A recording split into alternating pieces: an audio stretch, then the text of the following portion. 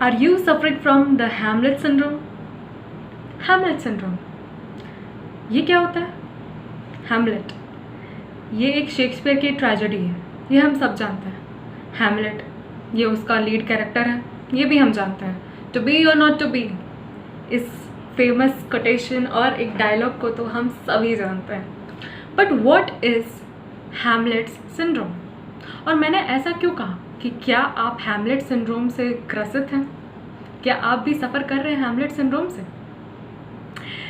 So to know about the Hamlet syndrome and how to prevent it and how to deal with it, please continue watching this video. Hello and welcome back to my channel. This is Ankita Prasad. So as I said, I would talk about the Hamlet syndrome. So अगर जिन लोगों को नहीं पता है कि Hamlet कौन है, क्या है, हैमलेट सिंड्रोम क्या है, वो उन्हें समझ नहीं आएगा. तो हैमलेट एक शेक्सपियर की ट्रेजेडी है. ट्रेजेडी यानी कि जिसमें एक अनहैप्पी एंडिंग होती है, जिसमें जो लीड कैरेक्टर होता है वो किसी ट्रैजिक फ्लॉ की वजह से, कुछ ऐसे कैरेक्टरिस्टिक की वजह से जो उसके अंदर प्रेजेंट होती है, वो उसका डाउनफॉल होता है, उसका कुछ लॉस हो सकता है, वो या तो खुद भी डेड हो सकता है. तो हैमलेट एक शेक्सपियर ने ट्रेजेडी लिखी थी, उसका जो लीड कैरेक्टर है उसका नाम हैमलेट है, एंड उसका डाउनफॉल जो होता है, उसका ट्रैजिक फ्लॉ होता है इनडिसिसिवनेस. और हम सब जानते हैं कि इनडिसिसिवनेस यानी inability to make decisions. Indecisiveness a cause of his downfall ये होता है. हैमलेट में जो हैमलेट का जो कैरेक्टर है उसको शेक्सपियर ने ऐसे प्रेजेंट किया है that he is very indecisive. वो डिसाइड नहीं कर पाता है कि उसे क्या करना है. And through out the play उसे स्टार्टिंग में ही पता चल जाता है कि उसके फादर के घोस्ट आकर उससे कहते हैं कि you have to avenge my death, क्योंकि तुम्हारे चाचा ने जो अभी तुम्हारी मदर से शादी कर चुके हैं, तो यानी कि तुम्हारे स्टेप फादर ने मेरा मर्डर किया है, you have to avenge my death. And उसके बाद भी ये सब कुछ उसके फादर के घोस्ट आकर बताते हैं, and still he doesn't do this because he is very contemplative of it, and he could not decide if he has to actually do this or not, if he wants to do this or not. What if that, what if not, ये जो if, but, should have, could have और इस तरह की जो situation होती है वो हम सब फेस करते हैं. क्या होगा अगर मैंने ऐसा कर दिया, क्या होगा अगर मैंने ऐसा कर दिया और ऐसा नहीं हुआ, तो ये हम सब डील करते हैं. एंड इसी से आता है the Hamlet syndrome. Hamlet syndrome यानी टू बी और नॉट टू बी वाली कंडीशन में फंस जाना. करें या ना करें, और करें तो कैसे करें, और कर लिया तो कुछ गलत हो गया तो, और कुछ गलत हो गया तो उसके बाद क्या होगा, और अगर नहीं किया तो ऐसा हो गया तो. This indecisiveness, this ruminating about the past and the catastrophizing about the future कि क्या होगा या क्या किया होता तो क्या हो सकता था, इन सब को मिलाकर हम एक टर्म दे सकते हैं, ओवर थिंकिंग. यस, तो Hamlet syndrome is basically over thinking and the lack of action. Over thinking किसी भी चीज़ को बहुत ज़्यादा सोचना, अत्यंत मैं अत्यंत कुछ ज़्यादा बोलती हूँ, लास्ट वीडियो में बहुत बार बोला था. वैसे अत्यधिक किसी चीज़ का चिंतन करना, किसी भी चीज़ को बहुत ज़्यादा सोचना, कॉन्टम्पलेट करना, रूमिनेट करना, मतलब बार बार रिपीटेडली एक ही चीज़ को या उसके बारे में, उसके प्रोज कॉन्स, क्या करना चाहिए, क्या नहीं करना चाहिए, अगर ऐसा कर दिया तो क्या होगा, और अगर ऐसा नहीं किया तो क्या होगा, और अगर मैंने कर दिया मैं फेल हो गया तो. And all of this we all suffer from this, है ना. थिंकिंग एक चीज़ होती है, ओवर थिंकिंग बहुत बड़ी चीज़ होती है. अगर आप एक थॉट को आने दे रहे हैं और आकर वो आपके पास से निकल जा रहा है, that is thinking. And over thinking means एक थॉट आया and you have just captured it and you are not letting it go. You have just pondering over it and ruminating about the pros and cons and everything that has happened or everything that could go wrong. ये सारी चीज़ों को हम सोचने लग जाते हैं, उसको पकड़कर. ये भूल जाते हैं कि ये सिर्फ एक नॉर्मल सा थॉट है, ये बस आया है और ये जा भी सकता है, इसको पकड़ने की ज़रूरत नहीं है. But when we do this, हम ओवर थिंक करना चालू कर देते हैं. And this is the main topic. We all suffer from the Hamlet syndrome. करें तो कि नहीं करें, करें तो कैसे करें, इसको ओवर थिंकिंग कह सकते हैं. और ओवर थिंकिंग सिर्फ हैमलेट सिंड्रोम में ही नहीं होता है, बल्कि और भी चीज़ों में हो सकता है. जैसे कि क्या हुआ था, या आप किसी कॉन्वर्सेशन को ओवर थिंक कर रहे हैं कि मैंने पास्ट में किसी के साथ ऐसी बातें की थी एंड अगर मैंने ये बोल दिया होता तो बेटर होता, या अगर मैंने ये नहीं कहा होता तो ऐसा हो सकता था, या फिर अगर आप फ्यूचर के बारे में सोच रहे हैं कि मैं ये जॉब नहीं कर रहा होता तो मैं आज कुछ और कर रहा होता, या मुझे किसी और चीज़ की प्रिपरेशन करनी चाहिए, then all this. So this is over thinking and we all suffer from over thinking. So I'll talk about certain habits of the thinkers now. So number one is lack of sleep and binging. Lack of sleep, हमें नींद नहीं आती, इतना सोचते हैं, इतना उस चीज़ पर ऑब्सेस करते हैं कि हमें नींद ही नहीं आती, और जब सोने जाते हैं तो बस अगर हुआ कि नहीं हुआ और कुछ हो गया गलत तो इस तरह की थिंकिंग की वजह से हमें नींद आना बंद हो जाती है. बिंजिंग यानी कि अपने फास्ट फूड को पकड़ लिया और खा रहे हैं ज़बरदस्ती का, because in order to feel good, and this is binging. We all have done this. So this is one habit, actually two habits of the overthinkers. Number 3 is wanting to control everything. You have this thing inside of you कि मुझे सब कुछ control करना है, मुझे अपने strength में रहना है, मुझे अपने पावर में रहना है, मैं अपने आप को वल्नरेबल नहीं कर सकता, मुझे हर चीज़ कंट्रोल करनी है. And that makes you think and over think more, कि आपको ऐसा लगता है कि अगर ये चीज़ नहीं हुआ तो मैं ये कर लूँगा, ये चीज़ नहीं हुआ तो मैं ये कर लूँगा, बट मैं अपना कंट्रोल लूज़ नहीं करूँगा. This wanting to control everything is one habit of overthinkers. And then number 4 is obsessing about failures. जो पास्ट में फेलियर हुए थे, जो आपको लॉसेस हुए हैं, या जो भी आपके साथ गलत हुआ है, आप जिसमें फेल हुए हैं, जिसमें सक्सीड नहीं कर पाए, उन सब के ऊपर बहुत ऑब्सेस करते हैं कि यार मुझसे कभी नहीं होता, मुझे कभी नहीं होता है. जैसे पास्ट में कुछ हुआ था कि you couldn't clear an exam, and आज अगर आपके साथ कुछ भी ऐसा होता है तो you just start connecting it with the past, कि जो पहले हुआ था, देखा मैं पहले भी सक्सीड नहीं किया था, मैं आज भी सक्सीड नहीं कर रहा हूँ. And often a times it gets like very deep, कि बहुत साल पहले बचपन में जीत नहीं पाए थे और आज अपने जॉब के टाइम पे आप सोच रहे हैं कि थोड़ा सा भी अगर आपको रिजेक्शन मिल जाता है तो आपको लगता है मैं तो फेलियर हूँ, मुझे तो मिलेगा ही नहीं. You obsess over the failures and the past, क्योंकि फेलियर्स पास्ट में ही हुए हैं एंड प्रेजेंट में भी हो सकते हैं, लेकिन we are talking about obsession, क्योंकि आप ऑब्सेस कर रहे हैं और उस चीज़ को कनेक्ट कर रहे हैं अपने पास से. So you are like obsessing and joining these two things and you are continuously ruminating about it, continuously बार बार उसके बारे में सोच रहे हैं एंड उसको कनेक्ट कर रहे हैं अपने पास से, कि जो आज हो रहा है उसको पास्ट के साथ कनेक्ट कर रहे हैं, जो आज की फेलियर है, थोड़ा सा भी रिजेक्शन है, उसको पास्ट के फेलियर के साथ कनेक्ट कर रहे हैं. So this is one habit of the overthinkers. Number 5 is like catastrophizing future. Future के बारे में सोचना एक अच्छी बात होती है, लेकिन उसको कैटास्ट्रॉफ करना मतलब पहले से ही उसका नेगेटिव आउटलुक रखना कि नहीं कुछ होगा तो गलत ही होगा, मेरे साथ कुछ होगा तो वर्स्ट ही होगा. तो imagining the worst possible scenarios for you, and this is one thing that we do, कि हमें लगता है कि नहीं मेरे साथ होगा तो वो कुछ गलत ही होने वाला है. So this is like catastrophizing the future. जो पहले से प्रेडिक्ट करे तो कुछ अच्छा सोचो यार, नहीं. The over thinkers will always come up with the point of like मेरे साथ तो गलत ही होगा, यही होगा, देखना फ्यूचर में मैं फेल ही करूँगा, या मेरे साथ हो ही नहीं सकता, मैं सेलेक्ट होऊंगा ही नहीं. This kind of feeling. So and number 6 is you don't believe in your own judgement. आप अपने आप को ही इतना क्वेश्चन करते हैं, क्वेश्चन पे क्वेश्चन. मतलब अगर आपको रीअश्योरेंस की ज़रूरत होती है बार बार, आपने मतलब एक नॉर्मल सी भी चीज़ है कि मैंने ड्रेस पहनी है, कैसी लग रही हूँ, तो बार बार सबसे पूछना ठीक है कि नहीं, अच्छी तो लग रही हूँ ना. Like this need of reassurance. ठीक है, अगर आपने कुछ किया है, कुछ पहना है, कुछ काम किया है, तो कुछ सोच के ही किया होगा, तो अपने जजमेंट पे बिलीव करने छोड़ के the overthinkers start to question it again and again, और बार बार रीअश्योरेंस की ज़रूरत पड़ती है. तो this is one habit of the overthinkers. So these were some points और the habits actually of the overthinkers which I told you. So now I'm going to talk about how to deal with it. इतना तो पता चल गया कि ये सारे points जो मैंने बताए आप कहीं ना कहीं किसी न किसी पॉइंट से रेजोनेट ज़रूर कर रहे होंगे अगर आप एक ओवर थिंकर हैं तो. देखो, सबसे पहले आपको रियलाइज़ करना होगा how to deal with over thinking से पहले हमें ये रियलाइज़ करना होगा कि थिंकिंग इज़ नॉट बैड. आप सोचो, उस थॉट को आने दो और उसको निकल जाने दो, ये बिल्कुल एकदम जायज़ सी बात है और एकदम अच्छी बात है. सबके साथ ऐसा टाइम आता है जब हम ओवर थिंक करते हैं. मैं भी कोई बहुत 30 मार खा नहीं हूँ, मेरे साथ भी आता है ऐसा टाइम, आप सबके साथ आता है. And we all deal with it within our own ways. And here जो मैं पॉइंट्स आपको बोलने वाली हूँ वो बस एक बोलना चाहिए, एक स्ट्रक्चर है, एक फॉर्मेट है जो आप चाहें तो अपने लाइफ में अप्लाई कर सकते हैं. And I hope it helps because I am also practising it and see if it works for you. So how to deal with overthinking? Number 1, notice when you are thinking too much. Notice मतलब पहले aware होइए.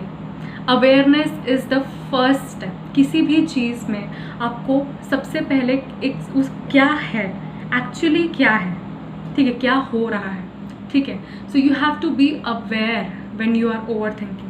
You have to be like what do we say it? Aware. You have to be aware. ठीक है, आपको पता होना चाहिए कि कब आप नेगेटिव या ओवर थिंकिंग कर रहे हैं. ठीक है, ऑफन टाइम्स मैं लोगों से पूछती हूँ कि पहले देख तो कब ओवर थिंकिंग करती है उस बारे में. तो जैसे ओवर थिंकिंग करते तो रियलाइज़ करो एंड जस्ट स्टॉप इट.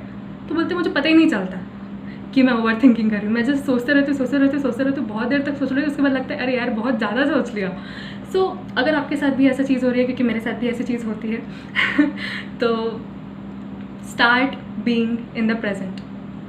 ये कब होता है? जब हम एक साथ बहुत सारी चीज़ों को सोचते हैं, जब हमारे पास बहुत सारी चीज़ें होती हैं सोचने के लिए और हम रियलाइज़ ही नहीं करते कि कौन सी चीज़ें मैटर करती है और कौन सी चीज़ें नहीं मैटर करती है. और हम we just keep going with the flow. जो आ रहा है दिमाग में बस सब सोचते जा रहा है, सबको कनेक्ट कर दिया एक साथ और एक बहुत बड़ा सा हवा बना दिया. नो, यही तो नहीं करना. You have to be aware. तो अवेयर होने के लिए जब आप सोच रहे हैं तो like keep a record of what you are thinking. जैसे ही आपको लगता है कि आराम से बैठे हैं, मूवी देख रहे हैं, फिर अचानक से कुछ याद आ गया, फिर सोचने लग गया, फिर कनेक्ट कर लिया, तो बी अवेयर कि हाँ क्या कर रहे थे और कहाँ से क्या हुआ. और अगर आपको लगे तो just jot down the points that you think. और व्हेन यू ओवर थिंक, जो भी आपके दिमाग में आता है उसके बाद उसको कॉन्टम्पलेट करिए. फिर अलग से टाइम निकाल के कॉन्टम्पलेट किए कि ये थॉट आया तो क्यों आया. ठीक है, तो ये होता है awareness, recognising what's actually causing the over thinking. ठीक है, तो जैसे ही आप अवेयर होंगे कि हाँ अब मैं नेगेटिव सोचना शुरू की, अब मैं ओवर थिंकिंग करना शुरू की हूँ, तो क्यों, देन क्वेश्चन क्यों. और जब आप क्यों करोगे तो आपको उसका रूट कॉज पता चलेगा कि हाँ मैं इसलिए सोच रही थी क्योंकि पास्ट के बारे में सोच रही हूँ. आप पास्ट के बारे में क्यों सोच रहे हो? क्योंकि मैं हील नहीं की हूँ. So you will get the points कि एक्चुअली रूट कॉज क्या है आपके ओवर थिंकिंग का. तो you have to be aware and you have to question why is it happening, why are you thinking about it, and then contemplate about with your self and you will get the points कि actually आप किस बारे में over think कर रहे हैं. So you will be aware about the actual problem. ठीक है, instead of just thinking and thinking.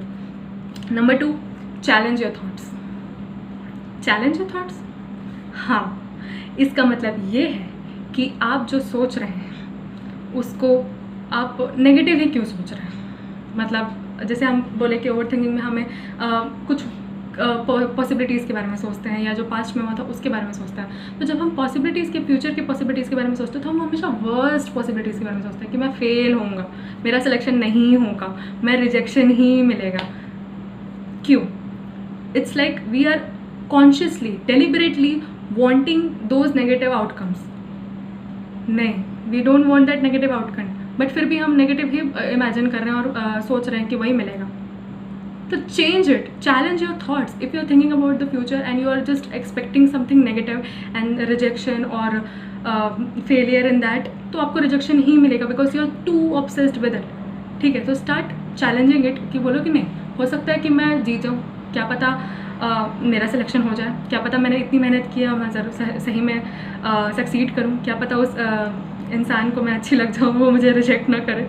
So why to always think about the negative possibilities, why can't we think about the positive possibilities. So challenge your thoughts and make a deliberate choice of a positive outcome कि कुछ अच्छा ही होगा. Okay, so number 3 is focus on problem solving. Problem पे नहीं, problem solving पे focus करिए. क्या है, देखो पहले वाले स्टेप में जब अवेयरनेस की बात की तो मैंने ऑब्वियसली कहा कि आप देखें कि उसका रूट कॉज क्या है, कहाँ से वो चीज़ आ रही है.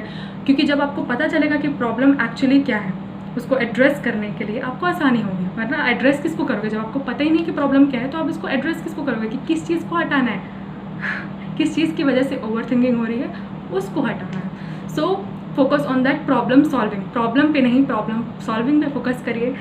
So you have to focus on the problem solving. तो प्रॉब्लम सॉल्विंग पे फोकस करना है, प्रॉब्लम्स पे नहीं, प्रॉब्लम सॉल्विंग पे फोकस करना है। तो कैसे करें? सो एक बहुत अच्छी चीज़ मैंने पढ़ी थी कि अगर आपको कोई चीज़ दिख रही है जिसके बारे में आप बहुत ज़्यादा सोच रहे हैं, तो सबसे पहले तो आप ये सोचिए कि 2 पॉसिबिलिटीज़ हो सकती है। क्या आप उस चीज़ को चेंज कर सकते हैं? उसके 2 आंसर आएंगे। अगर हाँ, तो देरी किस बात की, सोचो मत, काम करो और उस चीज़ को चेंज करो। और अगर ना, आप उस चीज़ को चेंज नहीं कर सकते, तो क्यों ही सोच रहे हो, एक्सेप्ट करो। सो this is how you can solve your problems. अगर आपके बस में है उस चीज़ को चेंज करना जिसके बारे में आप ओवर थिंक कर रहे हैं, तो उठिए और उसे सच में चेंज करिए। और दूसरा, अगर आप उसको चेंज नहीं कर सकते तो उस बारे में सोच कर क्या ही मिलेगा, एक्सेप्ट करिए और आगे बढ़िए, just move on. So this is how you focus on problem solving. तो उसको डेलिबरेटली सोचो कि क्या है उसका रूट कॉज, और उसके बाद जब आपको मिल गया आंसर तो फोकस ऑन प्रॉब्लम सॉल्विंग, उसको एक्चुअली सॉल्व करो। डोंट जस्ट लाइक छोड़ दो मत। You have to address things, you have to address and learn from it. Past past past past, failure failure failure failure, future future future future, डर डर डर, ये सबको हटाकर इस पर फोकस करो कि आपको क्या चाहिए। Learn from the past and be prepared for the future. This is all you can do. And number 4 is schedule time for reflection. Yes, अपने लिए थोड़ा सा अलग से टाइम निकालिए जब आप एक्चुअली बैठ के चीज़ों को सोच रहे हैं। अरे अभी तो बोला उस बारे में ज़्यादा सोचना नहीं है, तो फिर अलग से टाइम निकाल के सोचने का क्यों बोल रही हो? मैं इसलिए बोल रही हूँ because we actually need to address things, और डे टू डे लाइफ में हमें वो टाइम नहीं मिलता है। और इसीलिए जब हम कुछ काम कर रहे होते हैं तब हम उन चीज़ों को सोचते हैं और हम उन्हें पूरा टाइम नहीं दे पाते हो, जिसकी वजह से वो और भी ज़्यादा बड़ा हो जाता है।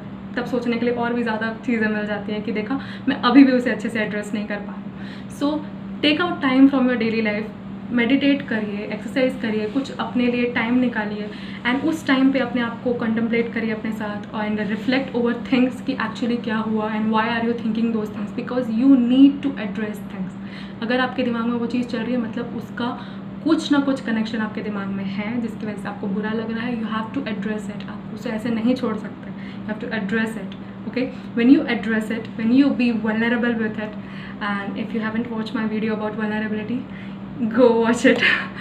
So you have to be vulnerable about it and address it कि क्या हो रहा है and actually focus on problem solving as I said. So take out some time for self reflection and actually reflect over things कि actually है क्या. So number 5 is practice mindfulness. Mindfulness को practice करिए। इसका मतलब होता है लिव इन द प्रेजेंट। जो हुआ पास्ट में, जो फ्यूचर में होगा, सब होगा, होना था हो चुका, जो होना है होगा। अभी क्या हो रहा है? हम ओवर थिंक इसलिए करते हैं क्योंकि हम प्रेजेंट में नहीं हैं। We are in the future और इन द पास्ट और इन द आवर थॉट्स और इन आवर हेड्स। सिर्फ हम इधर उधर की चीज़ें देख रहे हैं, हम प्रेजेंट में नहीं हैं। हमारे सामने कौन बैठा है हमको पता ही नहीं है और हम अपने पास्ट में उस इंसान से क्या बात की थी उस बारे में सोच रहे हैं और सामने वाला क्या बोल रहा है वो हमें पता ही नहीं है। So start being in the present. Okay, जो आप देख सकते हैं, सुन सकते हैं, स्मेल कर सकते हैं, टच कर सकते हैं, जिससे आपके सेंसेस इन्वॉल्व हो। जब आप देखते हैं ना कि आसपास कौन सी चीज़ है, जब आपको लगता है ज़्यादा सोच रहे हैं तो कुछ ऐसी चीज़ों को देखो जिसको आप देख सकते हैं। अच्छा, एट प्रेजेंट ये है, मेरे सामने दरवाज़ा है, लाइट है, एसी है, फ़ैन है, कवर्ड है, ये सारी चीज़ें मुझे दिख रही हैं। तो मैं उसको क्या होगा, हम डेलिबरेटली चीज़ों को प्रेजेंट में देख रहे हैं कि हाँ एक्चुअली मेरे सामने क्या है। फिर मैं सुनना शुरू करती हूँ कि क्या क्या सुन सकती हूँ। तो मुझे बाहर से कुछ अगर आवाज़ आ रही है या कुछ मैं बोल रही हूँ या सामने वाला कोई कुछ बोल रहा है या कोई एनिमल है उसकी आवाज़ आ रही है, तो उससे क्या होता है कि we start to focus our mind and attention over the present things. ठीक है, जो एक्चुअली हो रहा है। इससे क्या होता है कि हम सोचना, बहुत ज़्यादा सोचना बंद करके एक्चुअली जो प्रेजेंट में है उसको सोचना शुरू करते हैं और प्रेजेंट में रहना शुरू करते हैं। हाँ, एक दिन में नहीं होगा, बहुत टाइम लगता है but practice makes a man perfect. धीरे धीरे ये चीज़ आ जाएगी। So start living in the present, practice mindfulness and the last point is change the channel. है, चेंज द चैनल मतलब कोई टीवी है कि चैनल को चेंज कर दिया? हाँ, आप अगर सोचेंगे कि मुझे नहीं सोचना है, मुझे नहीं सोचना है, मुझे नहीं सोचना है, मुझे नहीं सोचना है, तो क्या होगा? आप सोचेंगे। अगर आपको बोला जाए don't think about the red flag, I mean don't think about the red flag, don't think about the red flag. आप उस लाल झंडे के बारे में मत सोचो. What will you do? आप उस लाल झंडे के बारे में ही सोचेंगे. व्हेन यू थिंक कि आपको उस बारे में नहीं सोचना है, तो आप वही सोचेंगे. You can't suppress your thoughts. मतलब किसी भी चीज़ को रेस्ट्रिक्ट करने से वो चीज़ बार बार आपके पास आती है. So don't restrict your thoughts कि नहीं सोचना है, नहीं सोचना है, नहीं सोचना है. ऐसा नहीं. उसकी जगह क्या किया जाए? उसकी जगह आप कुछ और सोचिए. Don't think about the red flag बोला गया है, तो think about the pink cat. Like just imaginary कुछ ऐसी और चीज़ के बारे में सोचिए. You don't have to think about the red flag, you have to think about the pink cat. तो आप जब पिंक कैट के बारे में सोचेंगे तो आप ऑटोमेटिकली रेड फ्लैग के बारे में नहीं सोच रहे हैं. सो आप ये बोल कर नहीं कि मैं नहीं सोचूंगा, आप नहीं सोचूंगा मत बोलिए. आप कुछ और सोचिए उसके जगह पे, तो वो अल्टीमेटली स्वैप हो जाएगा और आप कुछ और चीज़ के बारे में ऑटोमेटिकली सोचने लग जाएंगे. So these were some 6 points and which I have told you, जिसको आप यूज़ कर सकते हैं अपनी ओवर थिंकिंग को कंट्रोल करने के लिए. और रही बात, अगर आपको कोई क्लिनिकल इशू है एंड डिप्रेशन, एंग्जाइटी डिसऑर्डर है, तो आप बिल्कुल अपना चेकअप कराइए, ट्रीटमेंट कराइए. और ये सारी जो पॉइंट्स हैं ये हम सब डे टू डे लाइफ में यूज़ कर सकते हैं. And I hope it helps because I am also using these and हम सब इन सब चीज़ों से डील कर रहे हैं. So it's very normal. Treat it like it's normal because it is. And if you are really suffering from something greater, go for the medical checkup and all. So I hope this helps. And I know video बहुत लंबी हो गई है, but I thought that this needed to be addressed. And tell me how you like this video. Like, share and comment. And thank you for all the support. See you in the next video.